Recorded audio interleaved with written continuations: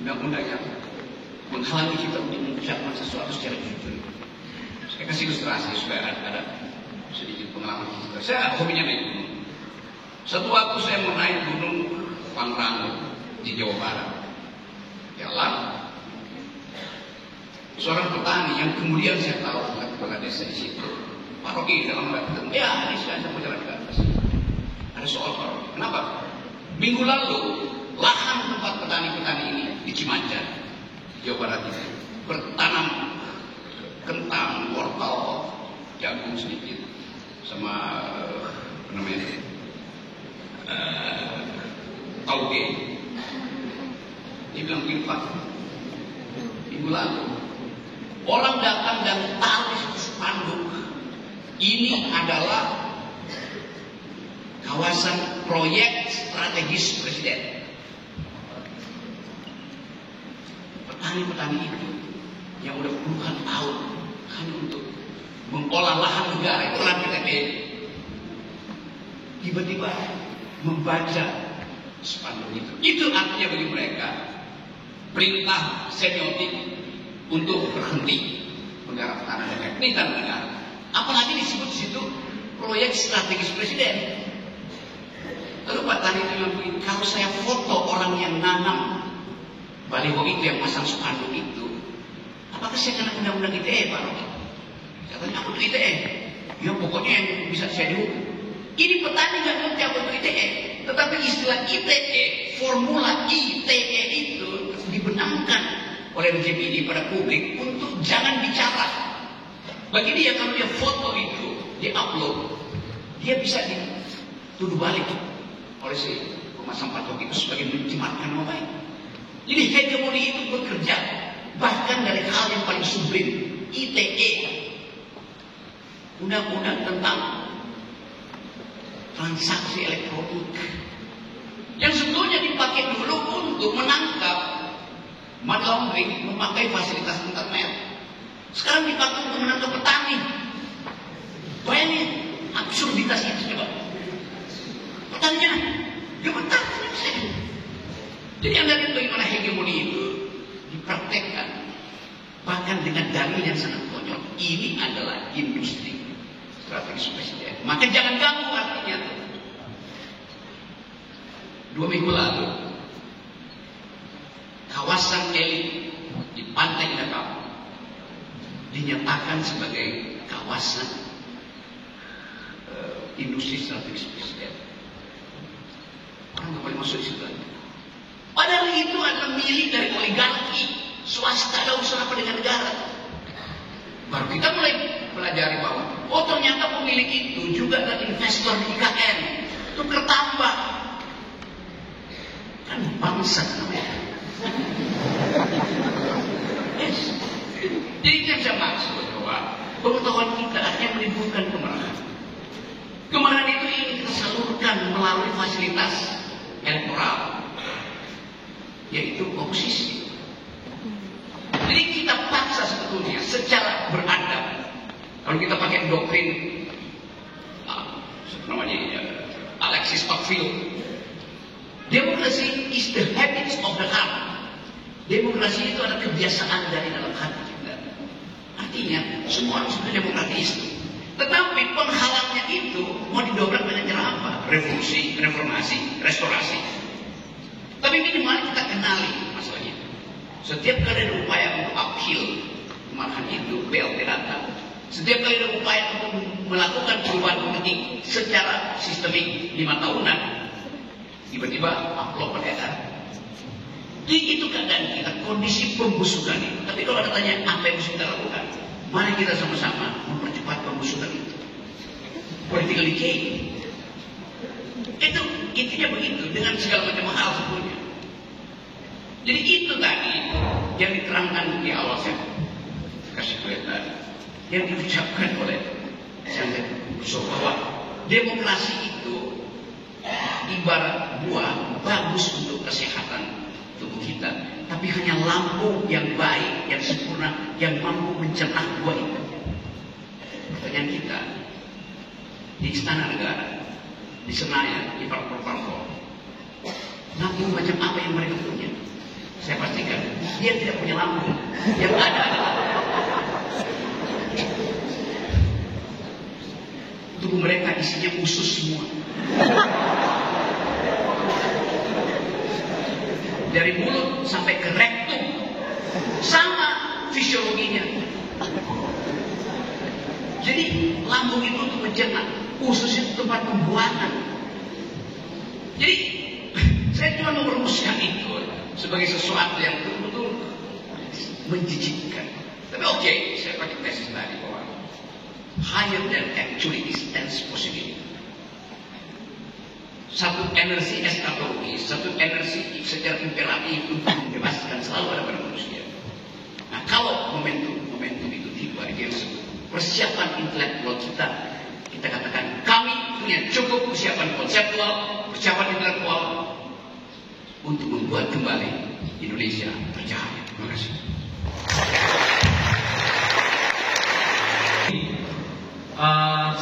Termin pertama sudah selesai. Saya buka termin kedua. Oke. Dari tadi awal dari Pak Terbilang, Pak Felix dan mahasiswa satu. Ricky Montero. Kalau nggak mahasiswi satu, apa di mahasiswi? Oh, kok mahasiswi? Oke. Elin. 4 ya, karena dia mahasiswi satu. Pertama Pak Terbilang, Pak Felix, Ricky, Elin.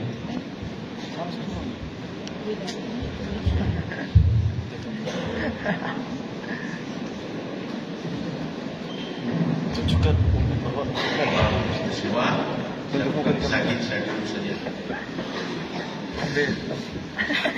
Baik, apa yang disampaikan oleh pertama Pak Edu dan kemudian Pak Robi menurut saya luar biasa, pemikiran yang brilian ya, dan segala macam persoalannya dan jalan keluar. Sekarang saya bukan bertanya, tapi saya hanya mau menyampaikan.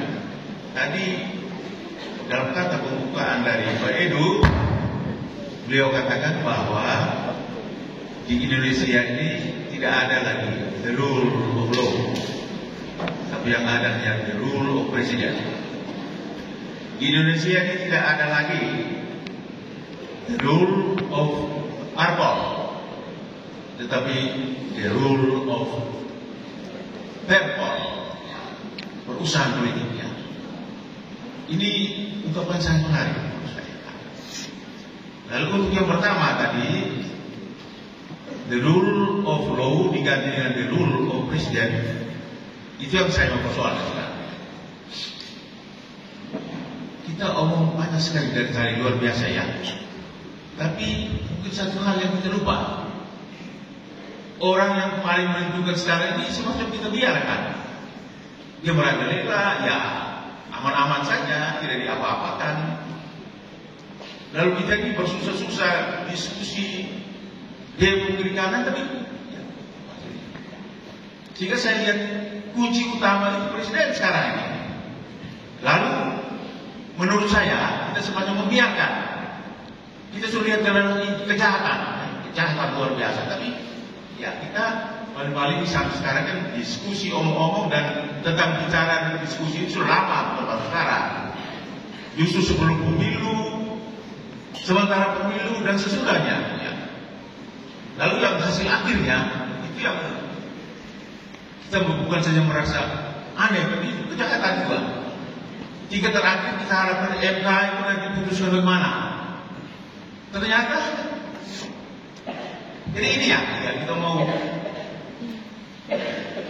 Jadi keadaan kita di Indonesia itu bukan saja sakit seperti yang kita katakan sekarang, tapi saya katakan hampir mau nyaris mati. Karena orang yang kita paling hafal ya sampai sekarang kita membiarkan. Itu yang saya lihat ya. Kami yang berasal dari mudik ini ya seperti ini. Terima kasih. Saya kembali.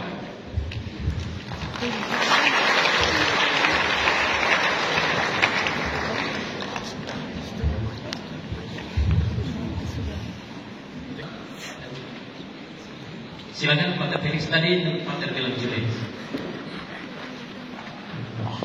Mungkin perkenalan singkat.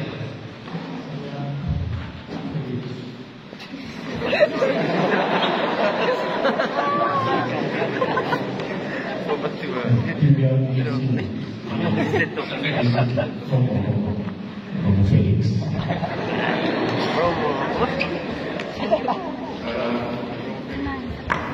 Terima kasih hari ini pada akhirnya bisa bertatap langsung dari Pak Rocky Gerung, nama yang selalu kami sebut-sebut juga di ruang kelas, di kamar makan, di jalanan, di dalam bos.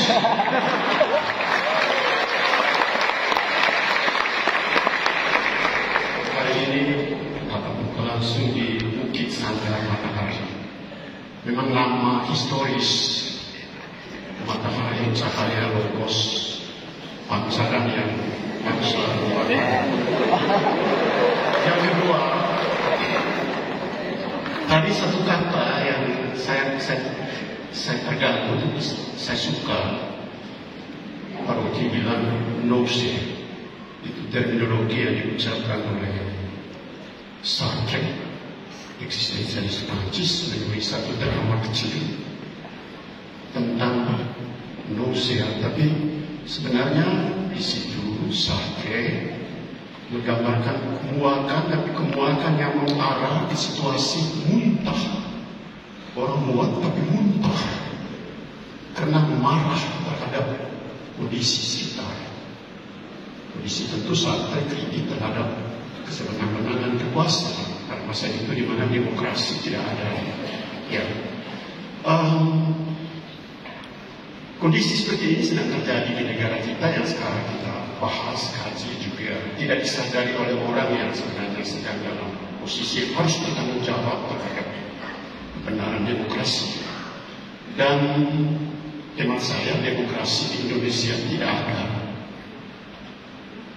Tidak ada demokrasi. Kita hanya menyebut itu sebenarnya kita mengkhianati demokrasi. Saya setuju dengan apa yang dikatakan oleh Jacques Derrida dari Prancis. Demokrasi kevian, demokrasi yang masih akan datang, demokrasi yang sungguhnya tidak ada. Kita boleh pakai nama dia, nama yang begitu luhur, tapi cara hidup sistem tidak sesungguhnya seperti demokrasi. Tidak ada demokrasi. Karena itu jalan yang dianjurkan, memang Derrida bilang membongkar, meruntuhkan, memilah-milahkan, menghancurkan rekonstruksi itu. Apakah Pak Rocky setuju kalau negara ini harus dihancurkan dulu, dibongkar dulu dengan cara apa saja? Dia bilang dulu, ditiadakan dulu supaya apa yang tadi Pak Rocky bilang, dimensi soteriologis demokrasi yang akan datang itu bisa ditata secara baru. Karena menurut Derrida, demokrasi kevian yang masih akan datang itu butuh suatu pengorbanan, butuh suatu keberanian, butuh suatu bila perlu kegilaan dalam politik. Orang-orang yang ada di dalam politik, kalau kita pakai kacamata ini, orang-orang yang bagi mereka sehat, bagi kita orang-orang gila. Ya, yang kondisi itu dalam arti mereka tidak mempunyai kesadaran yang benar tentang demokrasi. Nah itu yang kedua, kalau memang demokrasi tidak ada, kita terbuka terhadap kemungkinan yang akan datang. Tapi bahaya ada dua. Yang pertama, mencari kemungkinan-kemungkinan baru yang harus diformulasi lagi. Atau yang kedua, kita akan berhadapan dengan apa yang disebut kemustahilan, the impossibility, bukan possibility. Ini dua hal yang harus dibahas dalam tata kelola sebuah demokrasi, sebuah sistem yang sebenarnya sedang rusak dan bau dan musuh yang menimbulkan kemuakan dan muntah yang sekarang sedang kita alami. Terima kasih.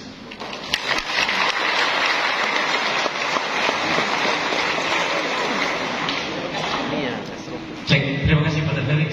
Berikutnya Ricky Montero dan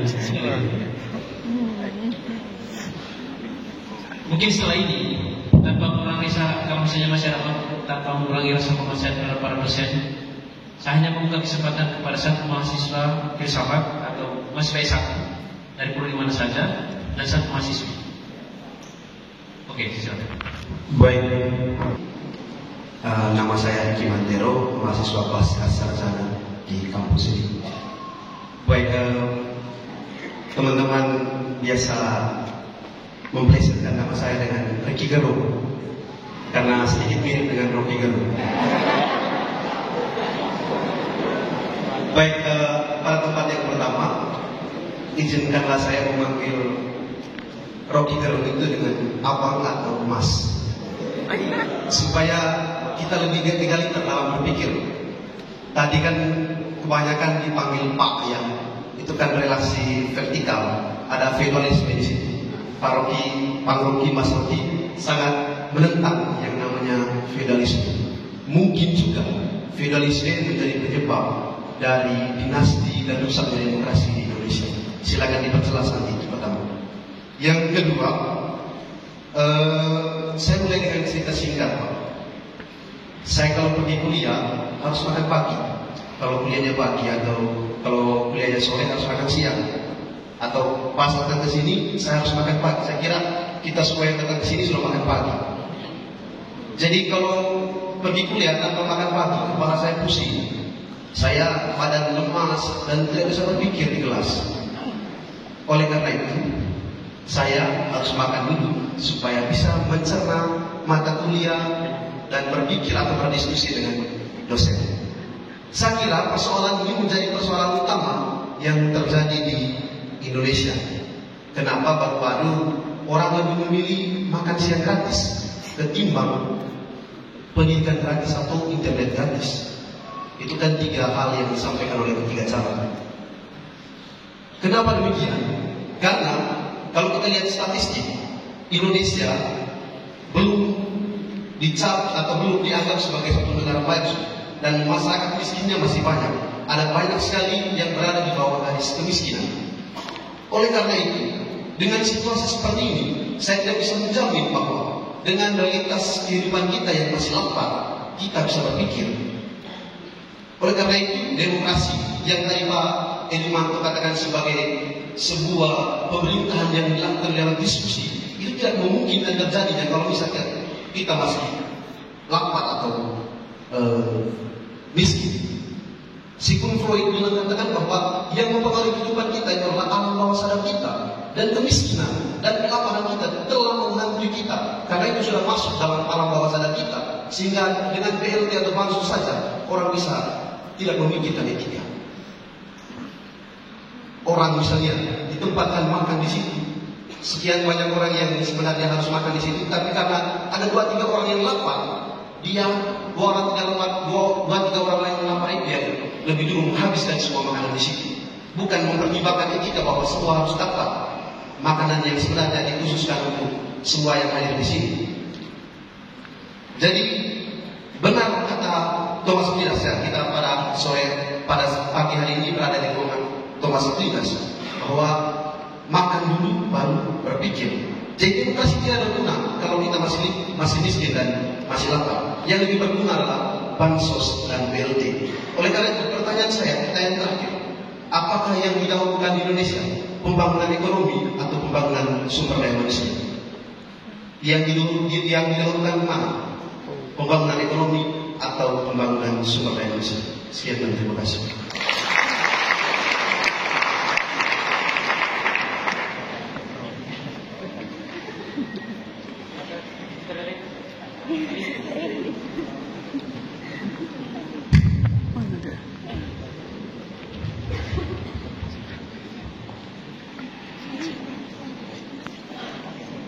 Masuk.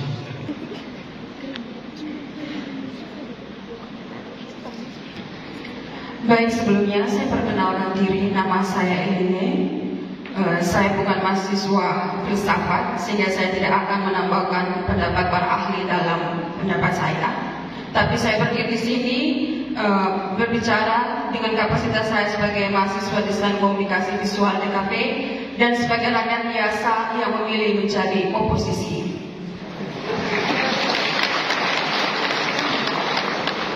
Ada 2 hal yang menarik yang saya tangkap dari Om Rocky Gerung. Maaf, saya panggil Om.